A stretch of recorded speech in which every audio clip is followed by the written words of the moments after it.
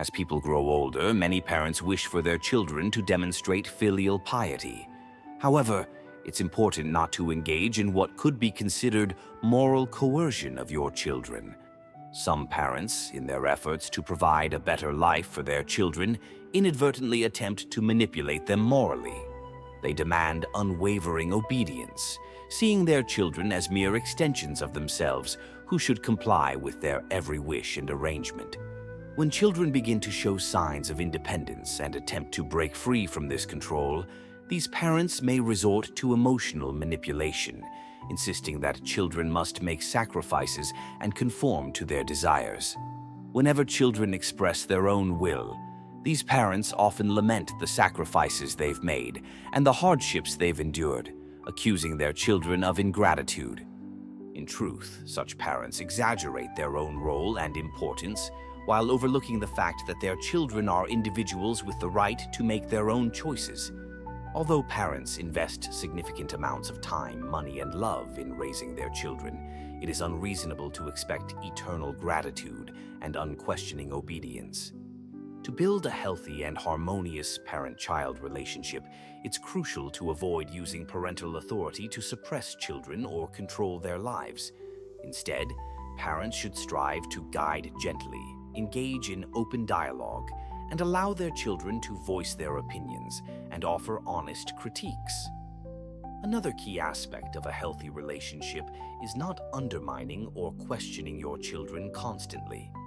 Every person has inherent worth, and the task of parenting is to discover and encourage the talents and qualities of their children. Unfortunately, many parents criticize their children with phrases like, "You can't do this," or "You're not good at that," as if their children are fundamentally incapable. These parents don't foster independence in their children, but paradoxically, when their children struggle to handle societal pressures, the same parents complain about their lack of resilience or ambition.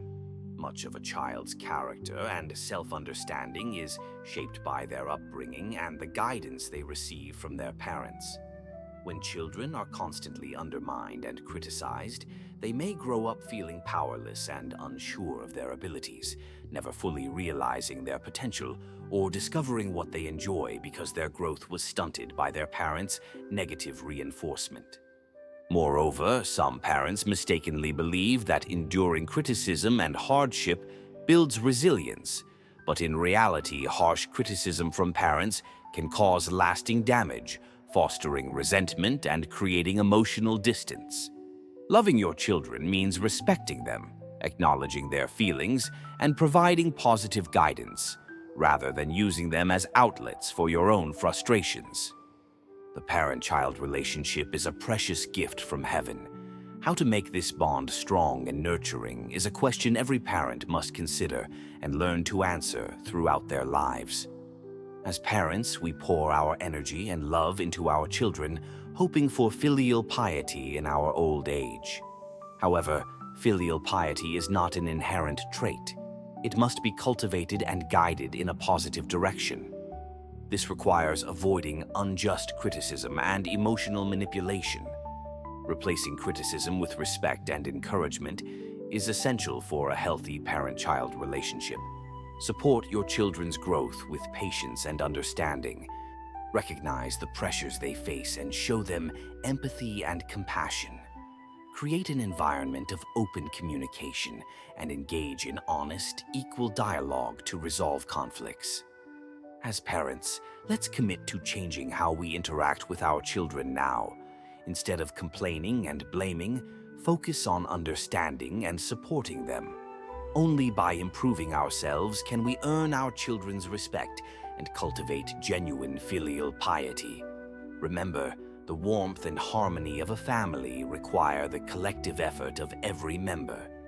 Let's begin today to practice these simple yet significant behaviors, making our later years more joyful and fulfilling. May all parents enjoy a happy old age, surrounded by their children's love, and may all children understand the true essence of filial piety. Together, let's create a family environment full of love and understanding. If possible, try not to personally serve as a caregiver for your elderly parents, especially if they are bedridden or suffer from dementia. As someone who has gone through this experience, I want to offer some advice. Even if you are very devoted, long-term caregiving can become an ordeal for both the elderly and their children. I am 58 years old and have been retired for 8 years. For 2 of those years, I dedicated myself to caring for my mother-in-law, who has dementia. My mother-in-law is 85 years old and began showing signs of dementia a decade ago. Initially, she was somewhat forgetful, but could still live independently. However, 6 years ago, her condition deteriorated drastically, and she became completely dependent on others. Sometimes she was silent, while at other times, she would act erratically and make bizarre decisions. At first, my husband suggested sending her to a nursing home, but I resisted. She had always been kind to me, had minimal conflicts with us, and had helped raise our children. With her now old and suffering from dementia, I felt I couldn't bring myself to send her to a nursing home. Since I was retired and didn't need to care for my children anymore, I decided to take care of her myself. We adapted our home to make it as safe as possible for her, padding the floors with foam and fixing everything in place to prevent accidents. Initially, caring for her didn't seem too difficult. It was similar to looking after young children who need extra patience and guidance. My husband adjusted his work hours to help with caregiving, and my 2 sisters-in-law, who lived nearby, would come over for a day or 2 each month. Overall, it was manageable, though it required constant supervision. However, after about 6 months, my mother-in-law's dementia worsened significantly. She started behaving erratically, sometimes not speaking, refusing to eat or drink, and at other times acting out by eating tissues, biting her clothes, spitting and soiling herself. It became increasingly challenging to care for her, and my sisters-in-law, fearing they might be hurt, stopped helping altogether. My husband suggested sending her to a nursing home again, but I continued to care for her alone for several more months until I realized that my mental state was deteriorating. I was often angry, self-critical, and my health was declining. I lost over 10 pounds. Seeing my state, my husband decided it was time to move her to a nursing home. A friend, who is a doctor, mentioned that prolonged emotional and physical strain could lead to mental illness. Initially, I didn't believe this, but after hearing about a neighbor who nearly became depressed while caring for her mentally ill mother, I became worried. This neighbor, who is just 2 years older than me, is an only child. Unable to send her mother to a specialized facility or trust a hired caregiver, she left her own family responsibilities to care for her mother. Her husband did not agree with this decision or help, so she cared for her mother alone for 3 years. During this time, she had no social interactions, no contact with relatives, and lived separately from her husband. Her mother's condition was worse than my mother-in-law's. She was constantly agitated and disruptive, which led to complaints from the neighbors. Witnessing this, I sympathized with her and tried to help by bringing food and assisting with household chores. However, her situation scared me. She often expressed a desire to end it all, and her family eventually had to intervene, sending her mother to a nursing home while she sought psychological help. After taking medication and spending time with her husband to recover, she gradually returned to normal. Seeing this neighbor's situation made me fear for my own well-being if I had continued to care for my mother-in-law alone. If I had persisted, I might have lost my sanity or further deteriorated my health. Therefore, after these experiences, I advise everyone that if possible, do not personally serve as a caregiver for your parents, especially if they have lost their ability to care for themselves and their cognitive functions. Sending them to a nursing home is not a sign of neglect. In fact, professional caregivers in nursing homes are more equipped and experienced in handling such situations. They have the training, knowledge, and patience to provide better care and are better prepared for emergencies. On the other hand, personal caregiving often leads to declining mental and physical health for the caregiver. While it is true that we should care for our parents as they age, this responsibility can be fulfilled in alternative ways, such as placing them in a nursing home or hiring professional caregivers. This approach ensures the well-being of both the elderly and ourselves. By the time I turned 63, I realized that whether one has money or not, old age is inevitably challenging. I used to think that the quality of one's later years was largely determined by financial stability. It seemed that elderly people with money could live comfortably and happily because money can satisfy most needs. With money, one can buy whatever they need, access medical treatment, and hire caregivers if they are unable to care for themselves. In contrast, elderly people without money often face significant difficulties. However, after caring for my paralyzed mother for 4 years, I deeply understand that regardless of wealth, old age is difficult and full of challenges. Let me share some of my story to explain further. My name is L. Chung, and I am 63 years old. I retired at 55 due to illness. Although retiring early meant receiving a smaller pension, I was quite satisfied with it. My current pension is 5,200 yuan, and my wife's is 4,500 yuan. In 2 more years, our combined pensions will exceed 10,000 yuan. When I first retired, I thought our later years would be very happy and carefree. In my view, those elderly people who suffer in their later years are often those who lack money. However, both my wife and I had ample pensions and savings. Our only son had already started his own family and was very independent and successful. After his marriage, he did not need our financial support or help with childcare. Both of our parents were also in good health and financially stable, so we did not have to bear much burden.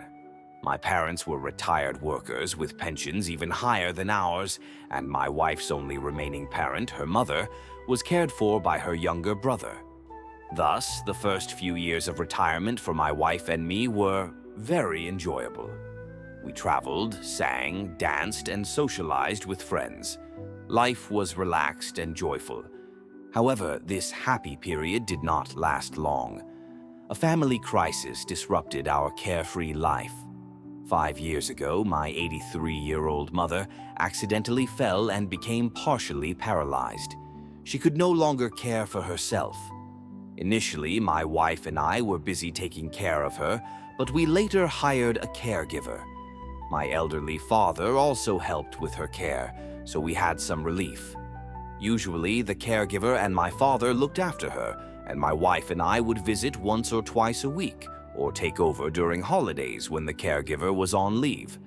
But a year later, my father, who was in better health than my mother, suddenly passed away. He died unexpectedly. He had just eaten lunch with the caregiver and then went for a nap, only to never wake up. After my father's death, my mother's personality changed drastically. Previously, she had no complaints about the caregiver, but once my father was gone, she began criticizing the caregiver, who had taken care of her for over a year. She drove the caregiver away. I thought this was due to her being lonely without my father, so I arranged for acquaintances to care for her. First, I hired a neighbor from my hometown, then my cousin, and later my mother's niece. Unfortunately, none of them lasted long and were also driven away by my mother.